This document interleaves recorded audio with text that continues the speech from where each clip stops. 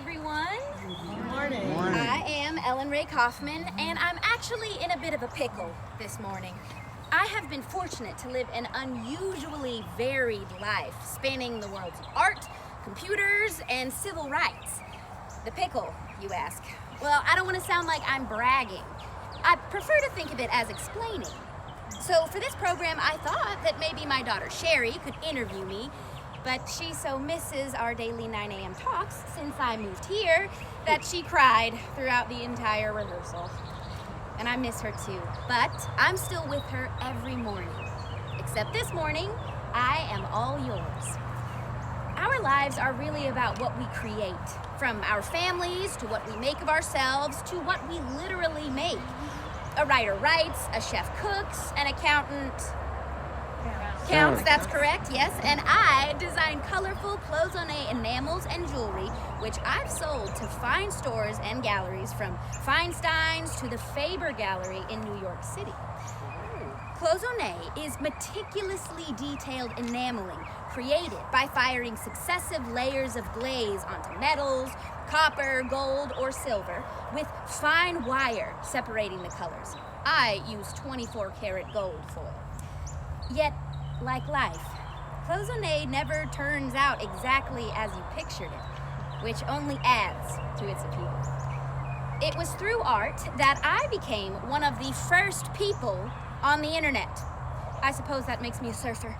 Yes. That's right. My daughter Missy actually describes me in surfing terms. She believes that I can see the waves forming and always know which ones to ride. I do tend to embrace change. In the 70s, I started using computers, later creating my designs on a Commodore 64 computer, using a koala pad, which for you young ones, think of like an Etch-a-Sketch, but computers, right?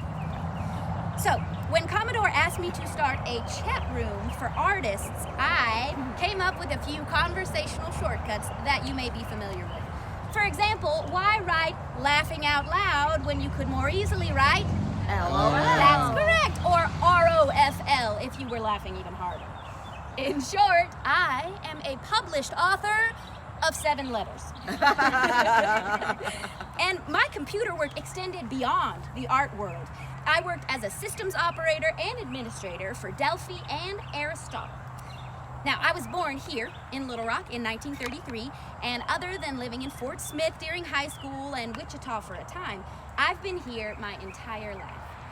Highlights include spending summers here with my grandparents, Abe J. and Mother Rae. We had such good times. In addition to her vast artistic talents, which she passed along to me, my mom, Marjorie, and dad, Saul Levy, gave me a fantastic gift when I was 10 years old. What do you think it was? Computer? A computer would have been nice. A horse, maybe? A sister, that's right. My sister, aptly named Joy. Joy would become one of my 3 best girlfriends, along with Sherry and dear Rosemary Fisher. She was a phenomenal potter who said that my pottery was so good I should try enameling instead. Joy and I once went to New York, where I was randomly plucked from the line on the gate to be on the game show Say When. Anybody watch Say When? And I, that day, set a new record. I won a car, a sailboat, which I donated to the boys club, and a year's worth of Bit of Honey candy, for which my dentist was very grateful. And then there's Joe. I'd gone to the University of Missouri to study art, and then I came back to Little Rock, where Joe and I met on a double date with other people. So much for dating. We made each other laugh and think. We were both community-minded, and we loved to send one another cards in the mail. We married June 5th, 1952. Joe owned and ran Bennett's Military Supply, the oldest family-run business in Arkansas for 145 years. But his degree was from Washington University, and it was in architectural engineering. He designed our beautiful house on Greenwood Road. We particularly loved traveling with Joy and her husband Jerry, and we would bring along these stuffed cats called Earl and Erlene. Sometimes they would even come to dinner with us. And once, Erlene wore a diamond tennis bracelet as a necklace. Very fancy. From stuffed animal frivolity to the fight for equal rights for all people. On October 9th, 1963, the front page of the Arkansas Gazette featured the following stories. Sam Cooke, Negro rock and roll singer, arrested for trying to check into a white motel. Cuban President Fidel Castro saved from drowning by peasants. The Senate approved President Kennedy's important civil rights legislation banning religious and racial discrimination. And First Lady Jackie Kennedy takes a trip of a lifetime aboard Aristotle Onassis's yacht. Smack in the middle, there was a picture of 5 women and me. We were known as the Little Rock Panel of American Women. The accompanying article began, a Jew, a Catholic, a Negro, an American woman of Chinese ancestry, and a WASP, not the kind with a stinger. Back then, WASP stood for White Anglo-Saxon Protestant. They spoke Tuesday about what their individual racial and religious distinctions mean to them. Today, that sounds like the start of a horribly backwards racist joke. But we were actually way ahead of our time. We traveled the state, appearing on TV and speaking to civic groups. In one small town, we went to a diner for lunch, and they didn't want to serve Mrs. Riley, the Negro. But I moved her to the middle of the group and said, we're all going to order here. In the article, we each described hurtful situations that made us feel other, except Mrs. Lambright, the WASP, who wanted her own children to understand people's differences. What I said then, it's true. I am different, as we are all different from one another. It was a wise and wonderful God indeed, who chose to make us different so we could learn from one another. If you're paying attention, you can learn as much from your children as you can teach them. Right, children? Yes, absolutely. Our kids, Sherry, Jay, and Missy, are 5 years apart, and it definitely helped having a studio at home so I could always be available to them. The trick to keeping the kids close? Have the parties at your house. Yes. On Friday nights, the parties were there. We had football players, cheerleaders, you name it. There would invariably be Gino's pizza rolls. And as far as vegetables, I always preferred artichokes because they took so long to eat that you could keep the kids talking longer. I'm incredibly pleased that my children grew up to be such unique, fascinating individuals and flattered that they credit my influence. Their creativity manifests very differently. Sherry's in design, Jay's in photography, though he is a professor of biogeochemistry at the University of Maryland, and Missy's in concocting surgical solutions to complex medical issues.